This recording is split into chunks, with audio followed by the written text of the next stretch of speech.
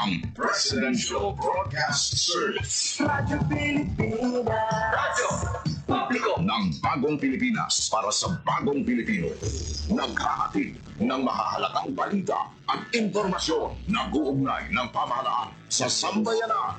Tulay sa himpapawid ng serbisyo publiko. Radyo Pilipinas. Radyo Publiko. Ang boses ng Pangulo sa Iloilo. Radyo Pilipinas. 585-8. Oras sa Radyo Pilipinas, alas 8:01 sa aga. Nagapanguna nga balita sa syudad, sa mga banwa, sa probinsya sa Iloilo, kagkaingon ng mga probinsya. Mga pananawon sa likod sa mga balita. Inyong mabatian sa Radyo Pilipinas Iloilo News. Mga balita na magasugata sa inyong aga. Yen bantayan, yen sunod, yen tipon sa Radyo Pilipinas Iloilo News Team. Gikan sa hulot balitaan. Diretsyo sa inyong palamatian. Yari on!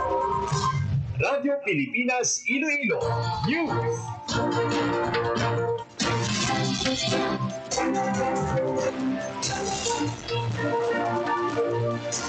Ngayong aga Pilipinas, good morning Western Visayas. Welcome sa Radyo Pilipinas News. Buong adlaw sa Martes, September 2025. Ako ang inyo tagbalita, Junel Baclay, kagkaroon sa aton balantayan, kag mainit nga mga pangulo. Iloilo City Mayor Raisa Treñas bugos ang suporta sa pagpili kay Secretary Dizon ilang bago nga tiglikom sang DPWH. Mag-appoint kay Secretary Dizon bilang bago nga pinuno sang DPWH ginabi-abi man ni Congressman Albi Benitez. Posmo ginahinyo ang kooperasyon sa mga barangay official sa pagbantay batok sa vandalismo. Masobra 2,000 ka mga tawo sa Negros Occidental apektado sa habagat. In-person classes sa San Jose Antique balik na subong nga adlaw. Viewing operation sa bayan sang Igbarawan Patnongon ginpatuman bangod sang mga lutak sa karsada. Iloilo Festivals Foundation Incorporated kag Governor Defensor ginistoryahan ang mangin preparasyon sa kasadyahan kag dinagyang 2026. Negros Occidental Capitol nakakinot sa kuryente halos 85% sa power consumption sini nasabat sang renewable energy. Ag masobra 3,500 ka mga pamatanon sa Antique nagtambong sa duha ka adlaw nga Peace and Development Symposium. Oras sa Radyo Pilipinas alas 8:04 sa aga kagkaroon sa detalye sa aton mga balita lokal. Radyo Pilipinas News. Iloilo City Mayor Raisa Treñas bugos ang suporta sa pagpili kay Secretary Dizon bilang bagong tiglikom sa Department of Public Works and Highways. Radyo Pilipinas. Report. Sa detalye sang balita, lubos ang pagsuporta sa Iloilo City Government sa appointment ni Secretary Vince Dizon bilang bagong tiglikom sa Department of Public Works and Highways. Suno kay Iloilo City Mayor Raisa Treñas, si Secretary Dizon na may maayo nga record sa iya ginauyatan ng mga posisyon kag mayara sa innovative leadership bilang President and CEO sa Basis Conversion and Development Authority nangin COVID-19 testing czar kag nangin tiglikom sa Department of Transportation. Nagabati si Mayor Treñas sa ikasangkol ni Dizon na pamunuan ng DPWH takip ang pagmonitor sa mga proyekto para sa pamuluyo, mapasiguro na strategic, science-based kag sustainable ang mga proyekto. Kindayaw man sa alkalde ang intikang ni Presidente Bongbong Marcos sa pagpili isang bagong DPWH Secretary sa diin ini ang may maayo nga track record. Para sa Bagong Pilipinas, Junel Baclay, Radyo Pilipinas, Radyo Publiko. Radyo Pilipinas News. pag-appoint kay Secretary Vince Dizon bilang DPWH Secretary, ginaabi-abi naman ni Congressman Albi Benitez. Radyo Pilipinas. Kapunta ni JP Herbas. Ginaabi-abi ni Bacolod City Lone District Representative Albi Benitez ang pag-appoint kay Anay DOTR Secretary Vince Dizon bilang bago nga pinuno sa Department of Public Works and Highways o kung DPWH. Sino kay Kong Benitez, ang appointment isa usa ka welcome kag kinahanglanon nga development para matigayon ang pagkinlo sa presidente sang DPWH. Dugang pa ni Benitez ang track record ni Dizon nga gilayon nga nasolusyonan ang mga problema sa DOTR, nagahatag sa ila sa kumpiyansa nga kaya man sini ibalik ang integridad, transparency kag efficiency sa ginakabig isa sa mga most critical departments ang gobyerno.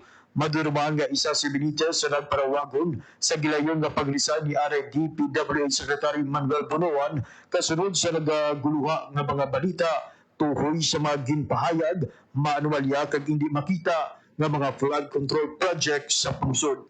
Para sa Bagong Pilipinas, JP Harbas, Radyo Pilipinas, Radyo Publiko. Radyo Pilipinas. Radyo Pilipinas News. Mayor Raisa Treñas giinkumpirma ang observer status sa pagpakigbahin sa Mayor for Good Governance Initiative. Radyo Pilipinas. Radyo Pilipinas. Report. Sa detalye sang balita, Ginkumpirma ni Iloilo City Mayor Raisa Treñas nga kabahin na inisang Mayors for Good Governance Initiative na nag-advokasya sa transparency, accountability kag integrity sa public service. Apang ginpahayag ni Mayor Treñas nga observer status pa lang ang iya membership pareho sa iban nga mga newly elected mayors. Nagapati siya nga isa ini ka oportunidad na nagahatag sa dako nga tsansa para magpakita sa reforma, mag-share sa best practices kag makatuon man sa iban nga mga local governments. Kaupo ni Mayor Treñas nga narakip man sa first batch si Anay Vice President kag karon Naga City Mayor Lenny Robredo. Makabig nga isa kadungog kag dako man nga responsibilidad ang pagpakigbayan sa grupo kag madamo sa mga ulubrahon agod mangin miyembro dugang pa sang alkalde.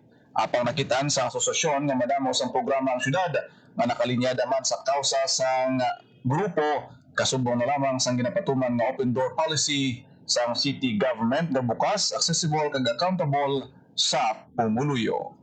Para sa Bagong Pilipinas, General Baclay, Radyo Pilipinas, Radyo Publiko. Radyo Pilipinas. Radyo Pilipinas News. Public Order and Safety Management Office o kon POSMO ginahinyo ang kooperasyon sa mga barangay officials sa pagbantay batok sa vandalismo. Radyo Pilipinas. Radyo Pilipinas. Report. Yari ang balita. Nagapangayog din sa kooperasyon sa mga kabarangayan ang Public Order and Safety Management Office sa pagbantay sa mga pampublikong lugar sa diin madata ang vandalismo. Ginpahayag ni POSMO Chief Retired Colonel Odrico Garbanzos. Sa karon sila nag-expand sa deployment sa mga personnel sa mga areas na may reported nga vandalismo. Santo sa natukiban sa POSMO ay mga grupo nga yara sa likod sa pagpanghalit kag pagkuris sa pila ka mga pader sa diin mga minor de edad ang ila ginasugo kabahin sa initiation sa grupo. Sa karon ginpasangkad pa sa POSMO ang koordinasyon sa mga opisyal sa barangay sa ilang mga area nga nadakpan sa pagbulig sa kampanya agod madakpan ng mga responsable sa vandalismo. Sa nagdigad nga semana sa ginpupintahan ni Iloilo City Mayor Raisa Treñas ang mga lugar nga ginkuritan kag ginhigkuan sang pila ka mga grupo. Para sa Bagong Pilipinas, General Baclay, Radyo Pilipinas, Radyo Publiko. Radyo Pilipinas. Radyo Pilipinas News. 338,000 pesos nga balor sang humanitarian assistance ginpalabot sa mga napektuhan nga pamilya sang habagat kag low pressure area. Radyo Pilipinas. Radyo Pilipinas. Balita ni Marian Grace Ereñeta. Nakapalabot sa nasobra 338,000 pesos na humanitarian assistance ang Department of Social Welfare and Development, mga local government unit kag non-governmental organization sa mga pamilya sa Negros Occidental, Antique kag Capiz nga naapektuhan sa Southwest Monsoon ug habagat kag low pressure area. Sa nasampit nga kantidad, masobra sa 298,000 pesos diri ang ginpalabot sa DSWD6. Lakip sa ginhatag sa regional office ang masobra sa 400 nga family food packs kag duha ka non-food items. Lakip sa mga apektado nga pamilya ang gikan sa Kawayan, Ilog, Kabangkalan City kag Sipalay City sa Negros Occidental, Aninii, San Jose, Sibalong kag Tobias Foreign Year sa Antique kag Panay sa Capiz. Gimpayag ni Angela Miranda, Information Officer sa Disaster Response Management Division sa DSWD6, nga una nga nakabaton sa reports ang ahensya nga may apektado nga pamilya sa Agosto 26. Naglabot sa masobra 600 ka pamilya ang naapektuhan sa habagat kag LPA, kung sa diin 170 ka pamilya ang nagtinira sa evacuation center kag may 18 ka pamilya ang temporaryo nga nagtinira naman sa ilang matao kon kakilala. Ginklaro ni Miranda nga sa karon wala na sa displaced families kag tanan ang nakapauli na sa ilang tagsa ka balay. Para sa Bagong Pilipinas, Mayor Grace Areñata, Radyo Pilipinas, Radyo Publiko. Radyo Pilipinas. Radyo Pilipinas News. Sobra 2,800 ka mga tao sa Negros Occidental na apektuhan sang habagat. Radyo Pilipinas. Radyo Pilipinas. Report. Balita ni JP Yerpas. Nagsaka sa 2,800 katawo gikan sa 4 ka banwa kag syudad sa Negros Occidental ang apektado sa pag-ulan nga dala sa habagat. Sa datos ng Provincial Disaster Risk Reduction and Management Office o kung PGRMO Negros Occidental, masobra 2,200 katawo o kung 466 ka pamilya gikan sa Kabangkalan City ang apektado sa habagat. Samtang apektado man ang 346 katawo o kung 109 ka pamilya sa La Castillana. 143 katawo o kung 75 ka pamilya sa La Carlota City. Kag 75 katawo o kung 31 ka pamilya sa Pontevedra. Sa subong, nagapadayon ng hugot na pagbantay sa PGRMO Negros Occidental sa epekto sa habagat sa bugos nga probinsya kag naghanda naman ang mga bulig kag kagamitan nga mahimo ipadala sa mga lokal nga panguluhan. Para sa Bagong Pilipinas, JP Hervas, Radyo Pilipinas, Radyo Publiko. Radyo Pilipinas. Radyo Pilipinas News. Sobrang sa kagatos ka pamilya naman sa 3 ka barangay sa La Castillana, Negros Occidental nag-evacuate bangod sa pagbaha dala sa habagat. Radyo Pilipinas. Radyo Pilipinas. Report. Nagapanumbalik sa balita si JP Hervas. Nagpatuman sa evacuation ang La Castillana Municipal Disaster Risk Reduction and Management Office o kung MGRMO bangod sa pagbaha nga dala sa habagat. Sa datos ng La Castillana MGRMO, sobra 100 ka pamilya o kung sobra 300 ka tawo gikan sa 3 ka barangay sang Banwa ang temporaryo nga nagtiner sa mga natumod nga evacuation center. Sa nasambit nga numero, 59 ka pamilya ang naghalin sa barangay Biak na Bato, 30 sa barangay Sagang, kag 20 naman sa barangay Robles. Katuwang ang Department of Social Welfare and Development kung DSWD, gilayon nga nagpalabot ang hensya sa mga family food packs kag hygiene kits sa mga apektado nga pamilya. Nag-deploy man siyang heavy equipment ang La Castillana DRMO bilang aksyon sa pagbaha sa Biak na Bato. Samtang sa interview sa Radyo Pilipinas, ginpalabot ni La Castillana MGRM Officer John BFD Asis ang ila panawagon si bantang ahensya sa gobyerno nga buligan sila sa pagkuha sa mga luta kag bato nga ginano dalhin sa Bulkang Kanlaon para hindi na magsaylo ang direksyon sang tubig padulong sa kabalayan. Para sa Bagong Pilipinas, JP Hervas, Radyo Pilipinas, Radyo Publiko. Radyo Pilipinas. Radyo Pilipinas News. Sa ibang pang balita sa advisory sa Municipal Disaster Risk Reduction and Management Office ng San Jose de Buenavista, Antique, magabalik na ang in-person classes tubtob Senior High School subong adlaw Martes, Setyembre 2. Inibangod sang improved rainfall and weather outlook sa probinsya. Naibaluan na gin-suspend ang klase kag trabaho sa Antique sang Lunes, Setyembre 1 sa Department of Interior and Local Government bangod sa malain nga tiyempo. Radyo Pilipinas. Radyo Pilipinas News. Si executive meeting si Patnongon Antique Mayor Johnny Flores Baconggalio bangod sang nabatyagan nga pag-ulan sa Banwa sa nasambit nga sinapol gin report ni MSWDO Officer Janice Sumugat nga naglabot sa 283 ka pamilya o kung 869 ka tawo halin sa 12 ka barangay ang naapektuhan sa malain nga tiyempo. Samtang dalo naman sa mga prioridad sa Banwa para sa marason nga tuig ang pagbakal sa heavy equipment tungod hindi na posible sa nabilin nga bulan sa 2025 ang procurement sang gamit. Hindi kasunod ban sa natabo nga mudslide sa Igbarawan sa diin na puno sang lutak ang dalan.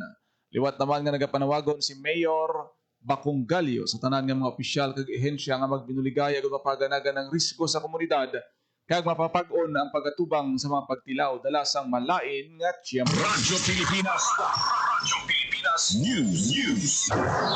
Ginkumpirma ni Mr. Broderick Train, hepe sa Antique PDRRMO sa Radyo Pilipinas Iloilo, nga maagya na ang duha ka lanes ang Igbarawan Patnungon suno sa PDRRMO Chief. Nawada na sa DPWH ang tunga sang dalan nga ginaagyan sang salakyan nga anay puno sang lutak bangod sang mud flow. Ginpahayag ni Train nga may debris pa sa kilid sang karsada tungod sa nag-ulan-ulan nga panahon. Sa karon tanan nga major road network sa Antique ang pasabol na kung maagyan sa mga salakyan, apang sa gihapon ginapahalong ang publiko sa paglabay sa mga mudslide o kung landslide prone area. Radyo Pilipinas. Radyo Pilipinas News. Sa iban pang balita, imbukada pa lang sa Setyembre apang ginistoryahan na ang mangin pagpanganda para sa 2026 kasadyahan sa Kabanwahanan kag Dinagyang Festival. Ginbato ni Iloilo Governor Arthur Defensor Jr. sa opisina sa Kapitolyo ang Iloilo Festivals Foundation Incorporated para sa temprano nga preparasyon sa duha ka dalagko nga mga event sa Enero. Nahibaluan nga ang Iloilo Provincial Government ang nagapanguna sa kasadyahan sa Kabanwahanan. Sunod sa provincial government, ang courtesy visit nagapakita sang commitment sang IFFI nga mag-coordinate sa gobyerno lokal agud siguraduhon nga ang duha ka mga festival sa ulugon nga may cultural pride kag may partisipasyon sa komunidad. Yaraman sa courtesy visit sanday Mr. Alan Ryan Tan kag Miss Joyce Clavicilias. Radyo Pilipinas. Radyo Pilipinas News. Negros Occidental Capitol nakakinot sang kuryente halos 85% sang power consumption sini nasabat sang renewable energy. Radyo Pilipinas. Radyo Pilipinas. Kabalita ni JT Erpas. Naglagot sa halos 85% sang ginakonsumo nga kuryente sang Negros Occidental Capitol Building ang sabat sang renewable energy halin sa mga ginkabit nga mga solar panel. Sunod sa Negros Occidental Provincial Government, ang building na konsumo sang 211 kWh kag 15.30% diri o kung ba sobra 32 kWh lang sini ang ginahatagan supply sang pribadong nga power provider. Sa subong api, fully operational kay makita na sa live monitoring platform ang ginkabit nga 246 ka solar panel kag 123 ka power optimizer sa building. Nabilan nga isa sa mga ginadusong nga programa sa Negros Occidental Provincial Government ang Secure Negros nga nagahatag atensyon sa papel sang renewable energy para malabot ang power security. Para sa Bagong Pilipinas, JP Herbas, Radyo Pilipinas, Radyo Publiko. Radyo Pilipinas. Radyo Pilipinas News. Manunodlo arestado sa bypass operation sa Binalbagan, Negros Occidental.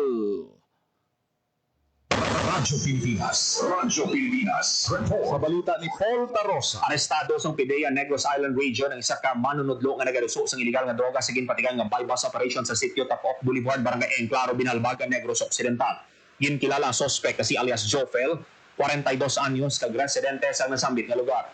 Nagkumpiska sa suspect ang 25 gramos ang shabu nga nagbalor sang 170,000 pesos kag bypass money. Sa monitoring sang PIDEA NIR, high value target ang suspect kag isa ka public school teacher. Sa pagka-aresto sang suspect, magapangatuban siya sang kaso nga paglapas sa sections 5 kag 11, Article 2 sang Republic Act 9165. Para sa Bagong Pilipinas, Paul Tarosa, Radyo Pilipinas, Radyo Radyo Pilipinas. Radyo Pilipinas News. Masobra 3,500 ka pamatanon sa Antique nagtambong sa duha ka adlaw nga Peace and Development Symposium. Radyo Pilipinas. Radyo Pilipinas. Sa detalye sa balita ni Paul sa Tarosa. pagsuporta sa Peace and Development Programs ng gobyerno, masobra 3,500 ka pamatanon sa probinsya ng Antique ang nagtambong sa duha ka adlaw nga Peace and Development Symposium sa University of Antique nga ginorganisa sa mga manunodlo kay 61st Infantry Hunter Battalion. Nagkasentro ang diskusyon sa Philippine Army sa pag-promote ng kalinungan pinagi sa inclusive dialogue. Gintagaan man talupangod ang pagbinuligay ug matap ng pagpanunto kag recruitment sa Communist Party of the Philippines sa ila front organizations. Ginsaysay man sa isa kaanay rebuild ang kabulay sa sitwasyon kag wala direksyon nga kausa sa New People's Army. Nagapati ang mga manunodlo nga dako ang papel sa edukasyon ug ma-counter ang ginahimo sa mga rebelde para makapangbiktima sa mga pamatanon nga masaming target sa ila recruitment. Para sa Bagong Pilipinas, Paul Tarosa, Radyo Pilipinas, Radyo Publiko. Radyo Pilipinas. Radyo Pilipinas News. Pag-standardize ang tanan ng mga locally registered meat establishment, isa sa target long-term goals sang NMIS 6. Radyo Pilipinas, report. Sa balita ni Marian Grace Sereniet. Isa sa mga long-term goals ang National Meat Inspection Service o NIMIS 6 ang mga pag-standardize sa tanan ng locally registered meat establishment. Ini ang pahayag ni Janelle Campbell, Meat Inspector 3 sang NIMIS 6 sa usapang agrikultura. Pahayag ni Campbell nga ruwag sang NIMIS nga ma-accredit o kumahatagan sang license halin sa single A to double A ang mga meat establishment. Sa idalang sa single A, ginasunod sa mga establishment ang minimum adequacy sa livestock ag fowls nga ginasilaughter sa slaughterhouse, apang ang distribusyon o pagbaligya ang dapat sa sulod sa syudad o kung munisipalidad lang kung sa diin nahamtang ang establishmento. Pahayag ni Campbell nga kung naka-double A naman ang establishmento, ang pasilidad ag operational procedures ang sufficiently adequate nga ang livestock ag fowls ang naihaw ang pwede mabaligya sa bisan diin nga merkado sa pungsod. Pinaagi sini mapasiguruso pa kay Campbell nga ginasunod sa mga establishmento ang maayo nga manufacturing practices kag ang sanitation standard operating procedure. Para sa Bagong Pilipinas, Marian Grace Aranyata, Radyo Pilipinas, Radyo Publiko. Radyo Pilipinas News. Dugang irigasyon ginpangabay ni Congressman Ginto sa National Irrigation Administration. Radyo Pilipinas. Sa detalye sang balita. Nakigsapol si Capiz 1st District Congressman Howard Ginto kay National Irrigation Administration Regional Director Jonel Bores ang istoryahan ang mga plano nga madugangan ng irigasyon sa Premier Distrito sa Capiz. So kay Congressman Ginto, importante ang irigasyon para sa mga mangunguma, ilabi na sa tiyempo sa Tegilinit. Sa bulig sa niya, nag-alawang opisyal nga mapatuman ang paggamit sa solar irrigation pumps. Nagapati ang kongresista nga mas praktikal ini kung ipaanggit sa tradisyonal nga sistema sang irigasyon nga nakugit ang bulig sa mga mangunguma para magamit sa pagpasanyog sa ila patubas. Kag kita. Para sa Bagong Pilipinas, Paul Tarosa, Radyo Pilipinas, Radyo Publiko. Radyo Pilipinas News. Duha ka mga atleta gikan sa Alimudjan nagpangibabaw sa Grand Slam Youth League sa Singapore. Ginpasidunggan Radyo Pilipinas report. sa detalye sa balita. Gintagan pagkilala sa lokal nga panguluhan sa Alimudyan ang duha ka pamatanon nga nagpasakop sa Grand Slam Youth League sa Singapore. Sila ipakita sa duwang ila abilidad sa Taekwondo. Ang certificates of recognition ginhatag ni Mayor Ian Kenneth Alfeche kanday Mary Bernadette Algarha kag siyang Vidan Alonday bilang pagkilala sa gindalang kadungganan sa banwasang Alimudyan. Si Algarha nagdaog sang duha ka gold medals samtang si Alonday nagdaog sang gold kag bronze medals sa kompetisyon nga giniwat sa atong Agosto 16 ug 17 sa bunga tuig. Suno kay Mayor Alfeche sa ila kadalagan magaserbi ning inspirasyon para sa mga pamatanon nga taga Alimudyan magpadayon sa pagtingwa para sa ila mga handog. Bugos ang suporta sa lokal nga panguluhan sa mga pamatanon nga nagahatag sang dugog kag inspirasyon sa banwas ang Alimudyan. Para sa Bagong Pilipinas, Paul Tarosa, Radyo Pilipinas, Radyo Publiko. Radyo Pilipinas News. Mga senior citizen sa Sarada nagbaton sang ilas ni social pension. Radyo Pilipinas Yari ang balita. Nagbatas ang ginastipend ang mga social pensioners sa Zaraga, Iloilo gikan sa Department of Social Welfare and Development Field Office 6. Nag-release ang ahensya sa masobra sa 6.2 million pesos na stipend sa 2,087 nga social pensioner gikan sa 24 ka barangay. Kada social pensioner nagbato sa tig 3,000 pesos para sa third quarter. Ang SOCPEN program nagatuyo nga maghatag sa bulanan nga stipend sa mga indigent senior citizen nga mga maluya, masakit o kung disabled nga wala sang pension o kung permanente nga source of income, kag wala may ginabato nga financial assistance halin sa ilahi mata. Para sa Bagong Pilipinas, Marian Grace Aranyata, Radyo Pilipinas, Radyo Pilipinas News. Oras sa Radyo Pilipinas, alas 8:24 sa Radyo Pilipinas Agin nyo nabatihan ang detalye sa mga nagapangunang balita sa pagpangalagad sa Radyo Pilipinas News sa buwan lang sa Martes, September 2, 2025. Sa dugang pangabalita kag impormasyon, please share, follow kag like sa aton Facebook page, Radyo Pilipinas Iloilo, Radyo Pilipinas Community Group. Salamat gid sa mga nag-upload sa aton sining FB Live sa bunga aga, Sir Toto Jean Binobo Herrero nga nag-upload sa aton sining programa. Kita karon sa programa Iloilo Morning. Ako nagid lamang inyo alagad ang inyo tagbalita, Jinel Baclay. Mayong aga Pilipinas. God bless Iloilo. Sa himpapawid ng serbisyo publiko, ang Presidential Broadcast Service, Radyo Pilipinas, Radyo Publiko. Radyo Publiko. Kinilala ng pang-international at prestigyosong Asia Pacific Broadcasting Plus Awards 2025 para sa kategorya ng Government Streaming. Ito ay dahil sa epektibo nitong pagsasanib ng mga tradisyonal na media tulad ng telebisyon, radyo at print para masabayan ang mabilis na pagtinog ng mundo ng digital at social media tungo sa mas epektibong paghahatid ng mahahalaga at napapanahong mga impormasyon sa mamamayang Pilipino. Kinilala rin ang Radyo Pilipinas dahil sa patuloy na pag-akyat ng rating. Ngayon ay matatag sa pang-4 na pwesto sa Mega Manila ayon sa pinakahuling Nielsen Radio Audience Measurement Survey. At sa social media, nakamit ang higit 2,000% pagtaas ng bilang ng mga sumusubaybay sa Radyo Pilipinas page sa unang bahagi ng 2025. Patunay ito na ang inyong Radyo Pilipinas Radyo Publiko ay tunay na kaagapay ng inyong pamahalaan sa paghahatid ng serbisyo sa mga mamamayang Pilipino. Mula sa aming lahat, sa ngalan ng inyong pamunuan at mga kawani ng Presidential Broadcast Service, kasama ang inyong mga himpilan ng Radyo Pilipinas sa buong kapuluan. Maraming salamat po sa inyong lahat, sa inyong pagtangkilik at pagkilala. Radyo Pilipinas. Radyo